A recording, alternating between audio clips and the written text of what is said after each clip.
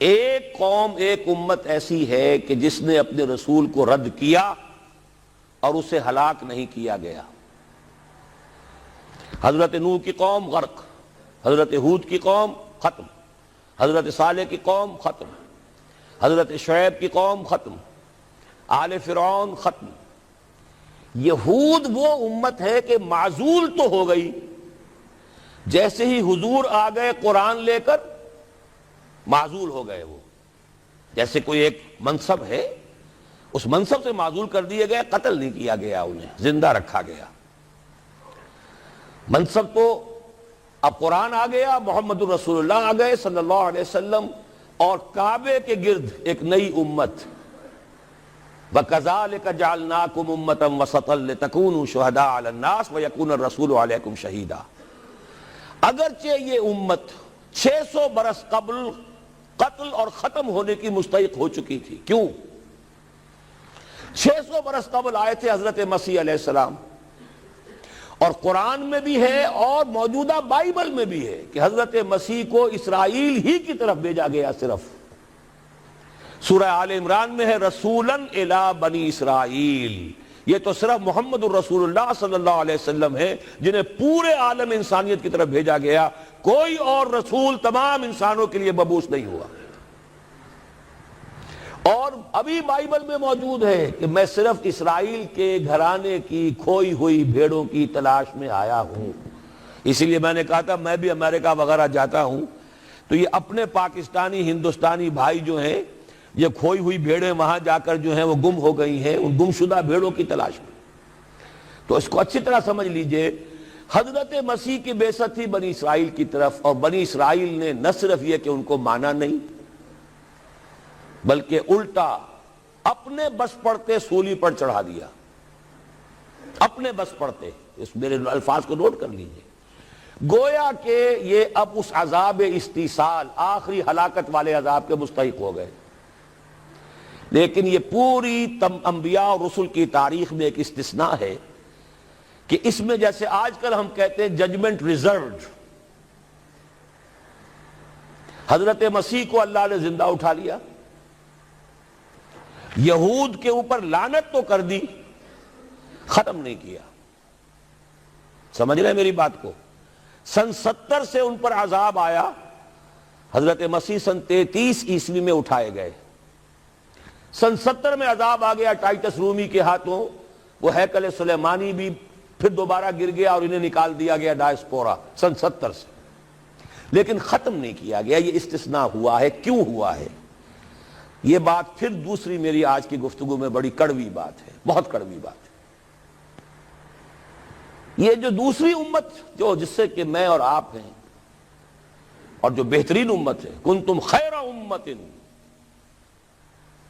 یہ جب طرز عمل وہی اختیار کرے گی جو یہودیوں نے کیا تھا، ان کو سزا ان ملعونوں کے ہاتھوں دلوائی جائے گی۔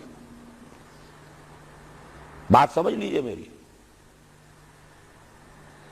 آپ کو معلوم ہے پھانسی کا پھندا کون ڈالتا ہے؟ چوڑا۔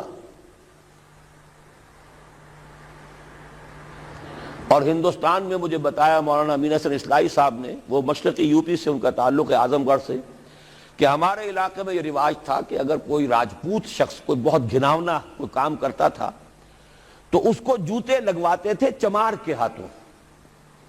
راجپوت کے سر پر راجپوت کا جوتا پڑا تو چلیے جوتا تو ہے، لیکن ہے تو راجپوت کا۔ لیکن جب راجپوت کے سر پر چمار کا جوتا پڑتا تھا، جسے انگریزی میں ہم کہتے ہیں to add insult to injury, ایک تو تکلیف ہو رہی ہے جوتے کی، اور ایک انسلٹ ہو رہی ہے کہ چمار کا جوتا ہے، تو یہ گویا کہ بدترین سزا ہو گئی۔ یہ امت جتنی اونچی ہے، جس کے رتبے ہے سوا، اس کی سوا مشکل ہے۔ جس کا مقام بلند ہے اسی اعتبار سے ان کو پھر سزا بھی سخت ملتی ہے۔ صاف فرما دیا اللہ تعالیٰ نے سورہ احزاب میں، اے نبی کی بیویوں، تم عام لوگوں کی طرح نہیں ہو، لستم کاحد من النساء، لستن کاحد من النساء، اگر تم نے کوئی غلط حرکت کی دوہرا عذاب ملے گا۔ اور بات صحیح ہے، جن کے رتبے ہیں سوا، ان کی سوا مشکل ہے۔ اس امت کو عذاب کے کوڑے کوڑے مارنے والی قوم وہ ملعون اور مغضوب علیہم قوم ہے جس کے لیے قرآن مجید 2 دفعہ کہتا ہے ضربت علیہم الذلۃ والمسکنۃ وباؤوا بغضب من اللہ. اور یہ کوڑے بہت زبردست شکل میں ابھی آنے والے ہیں. میری بات اب آپ نے سمجھ لی کیوں رکھا گیا یہود کو, یہ جلاد کیوں سنبھال کے رکھے گئے. انہیں بھی سزا دی گئی, اس صدی میں بھی ہٹلر کے ہاتھوں میں بھی 6 ملین 60 لاکھ اس نے ختم کیے, ان پر تو سزا کا سلسلہ چلتا رہا, ایکسٹرمینیٹ نہیں کیا, ختم نہیں کیا, باقی رکھا ہے. اس لیے کہ ان کو کوڑا بنا کر امت مسلمہ کی پیٹھ پر مارنا ہے کہ تمہارا رتبہ, تم محمد کے امتی صلی اللہ علیہ وسلم, ہمارے آخری رسول, ہمارے اکمل رسول, ہمارے خاتم النبیین, خیر البشر, اور ان کی امت ہو کر تمہارا حال یہ ہے. تو تم سزا کے مستحق جو ہو, وہ سزا ہے کہ جو اچھی طرح سمجھ لیجئے ہماری حال جو اس صدی کے آخر میں شروع میں ہوا تھا کہ تمام مسلمان غلام, اس غلامی کے اوپر جو مزید کوڑا تیار ہوا 1917 میں بالفور ڈیکلریشن کے ذریعے سے برطانیہ نے اجازت دے دی کہ یہودی آ سکتے ہیں, اب فلسطین میں آ کر آباد ہو سکتے ہیں, وہ مکان خرید سکتے ہیں, جائیداد خرید سکتے ہیں, زمینیں خرید سکتے ہیں. 1971 اس پر اندیشہ تھا کہ کہیں اگر خلیفہ عثمانی نے جہاد کا اعلان کر دیا, اس لیے کہ سلطان عبد الحمید کو بڑی سے بڑی رشوتیں پیش کر کے دیکھ لیا تھا انہوں نے کہ یہ جو ہمارے اوپر پابندی ہے کہ ہم فلسطین میں آباد نہیں ہو سکتے, جو کہو ہم تمہیں دولت دینے کو تیار ہے, یہ پابندی ختم کر دو. سلطان عبد الحمید ویسے جو بھی کچھ تھے چھوڑ دیجئے, لیکن یہ کہ اس نے کہا کہ جو معاہدہ عمر نے کیا تھا رضی اللہ تعالی عنہ, میں پیچھے نہیں جاؤں گا. لہذا خلافت ختم کروا دی, اور کروائی کس کے ہاتھوں؟ ایک مسلمان کے ہاتھوں. اس لیے کہ فری میسن تھا مصطفیٰ کمال پاشا, فری میسن. یہ سب یہودیوں کے ادارے. چاک کر دی ترک ناداں نے خلافت کی قبا, سادگی اپنوں کی دیکھ اوروں کی عیاری بھی دیکھ.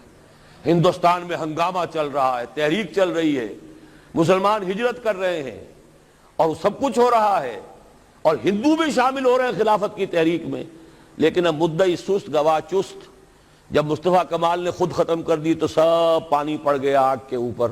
اب کیا بولیں, کس کو برا کریں. اس کے بعد 1948 میں ان کی ریاست قائم ہو گئی اسرائیل. کتنے برس بعد؟ ریاست تو خیر اس وقت بھی ان کی نہیں تھی جبکہ ٹائٹس نے ختم کیا ہے, وہ تو بہت پہلے کی بات تھی. تقریباً 2000 سال بعد اسرائیل 1967 میں جنگ کروائی, اور یہ بالکل صدام کی طرح کا مسئلہ تھا. 1967 کی جنگ میں ایک سازش تھی. انہوں نے بطور مہرہ استعمال کیا جمال عبد الناصر کو, جس نے اچانک جو ہے ایلات کی بندرگاہ کو بلاک کر دیا. 1967 اس پر جھپٹا مارا ہے اسرائیل نے. ادھر سے سینائی لے لیا, ادھر سے گولان ہائٹس لے لیے, ادھر سے جو ہے west bank of Jerusalem, west bank of Jordan لے لیا. یہ 67 کی بات ہے.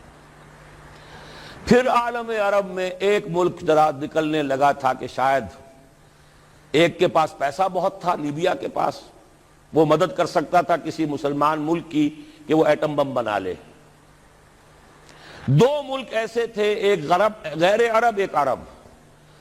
عراقیوں کے پاس کچھ صلاحیت معلوم ہو رہی تھی کہ کچھ دانت شاید نکل آئیں, جیسے دودھ کے دانت ہوتے ہیں تو شاید ایٹمی دانت نکل آئیں. وہ بھرکس ان کا نکالا ہے. ایک دفعہ جا کر آپ کو یاد ہوگا ہوائی جہاز گئے اور سب کا تہس نہس کر کے آ گئے, اور وہ سخت جان قوم نکلی, انہوں نے پھر کچھ بنا لیا. تو پھر وہی 100 دام جال, پھر وہ 100 دام جو ہے جال کی شکل بچھا کر, اور جو پھنسایا ہے تو اگلا پچھلا کھایا پیا سارا اگلوا لیا. نتیجہ کیا نکلا؟ جنگ خلیج کے بعد اب عالم عرب پورا کا پورا اسرائیل کے سامنے سرنگوں ہے. وہ شاہ حسن ہو یا شاہ حسین ہو, کچھ تو پہلے ہی اپنے تھے، چاہے شاہ فہد ہوں اور چاہے حسنی مبارک ہوں، اب رہ کون گیا؟ اس سے بڑی ذلت کوئی ہے؟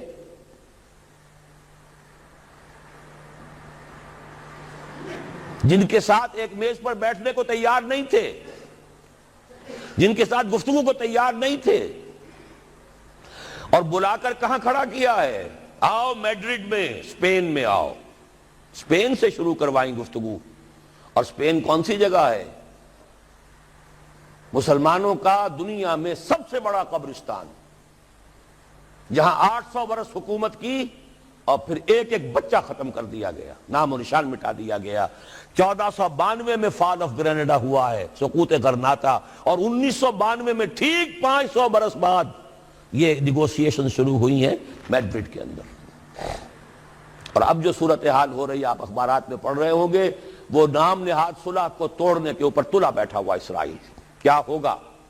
ابھی میں ادھر جانا نہیں چاہتا۔ بہت بڑا ہنگامہ آ رہا ہے، بہت بڑا ہنگامہ آ رہا ہے، اور سب سے بڑا یہ عذاب کا کوڑا جو ہے یہودیوں کے ہاتھوں کس پر پڑے گا؟ عربوں پر۔ کیوں پڑے گا؟ اس لیے پڑے گا کہ اس امت مسلمہ میں عربوں کی فضیلت سب سے اونچی ہے۔ اصول تو وہی ہے، جن کے رتبے ہیں سوا ان کی سوا مشکل ہے۔ عرب کون ہیں؟ جن میں سے حضور تھے صلی اللہ علیہ وسلم۔ یہ رتبہ بلند ملا جس کو مل گیا، ہر مدعی کے واسطے دار و رسن کہاں۔ عرب کون ہیں؟ جن کی مادری زبان میں اللہ کا کلام ہے۔ مجھے اور آپ کو 100 پاپڑ بیلنے پڑیں گے قرآن کو سمجھنے کے لیے، ہماری بہت عظیم اکثریت تو پھر بھی نہیں سمجھ سکے گی، ترجمے پڑھ لے گی زیادہ زیادہ، اور کیا کرے گی؟ ان کی مادری زبان۔ انہوں نے جب پیٹھ دکھائی اور اس صدی میں کولونیل رول سے آزاد بظاہر ہو جانے کے باوجود کسی نے قبلہ راست کردم، کسی نے وہ قبلہ کر لیا واشنگٹن کی طرف، کسی نے کر لیا ماسکو کی طرف، تو بدترین سزا کے وہی مستحق ہیں۔ اور جان لیجئے کہ وہ ہولوکاسٹ مڈل ایسٹ میں آنے والا ہے، آرمگڈون، الملحمۃ العظمیٰ۔ میں نے یہ ساری چیزیں اپنی ایک کتاب میں لکھ دی ہیں، سابقہ اور موجودہ مسلمان امتوں کا ماضی حال اور مستقبل۔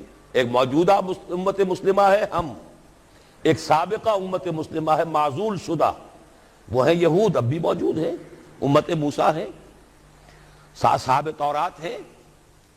ان کا ماضی کیا ہے، حال کیا ہے، مستقبل کیا ہے؟ مستقبل میں سب سے بڑا پیچ جو پڑنے والا ہے، جیسے پتنگوں کا پیچ ہوتا ہے، ان دو امتوں کا ہے۔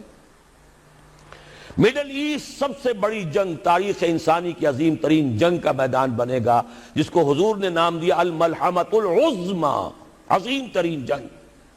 احادیث موجود ہے میری اس کتاب کے اندر، حوالوں کے ساتھ ہے، ٹیکسٹ کے ساتھ ہے۔ ویل للعرب من شر قد اقترب، ہلاکت اور بربادی ہے عرب کے لیے اس شر سے جو قریب آ چکا ہے۔ لیکن اب یہ بات تو پھر میرے اور آپ کے لیے ذرا دور کی ہو گئی۔ تیسری کڑوی بات اب آ رہی ہے۔ ابھی تو عربوں کی بات تھی نا۔ 120 کروڑ میں نے آپ کو بتایا تھا کہ مسلمان دنیا میں ہیں، ان میں 20 پلس 22-23 ہوں گے عرب ہیں،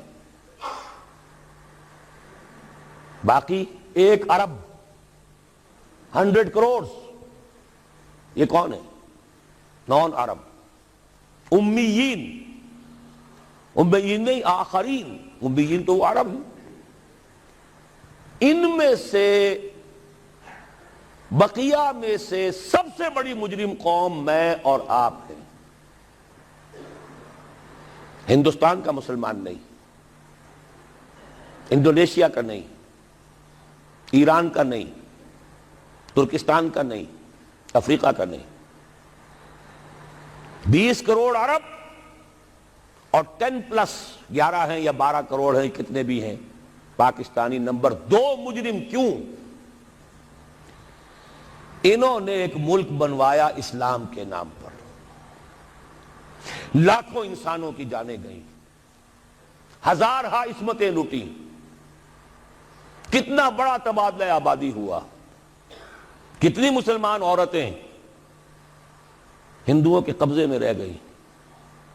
کس نام پر؟ ہمیں اسلام کے لیے ملک چاہیے، قائد اعظم نے فرمایا ہم اس لیے پاکستان چاہتے ہیں کہ اسلام کے اصول حریت و اخوت و مساوات کا ایک نمونہ عہد حاضر میں پیش کریں۔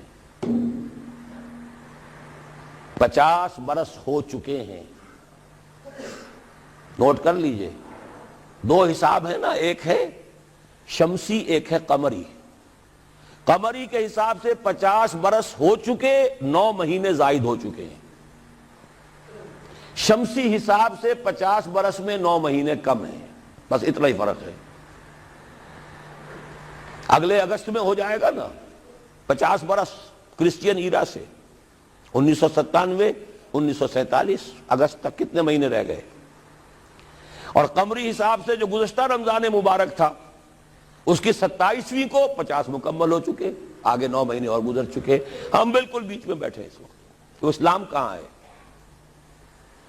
پاکستان بننے کے بعد ایمانداری سے دیکھیے کس چیز میں اضافہ ہوا ہے۔ بدمعاشی، عیاشی، جھوٹ،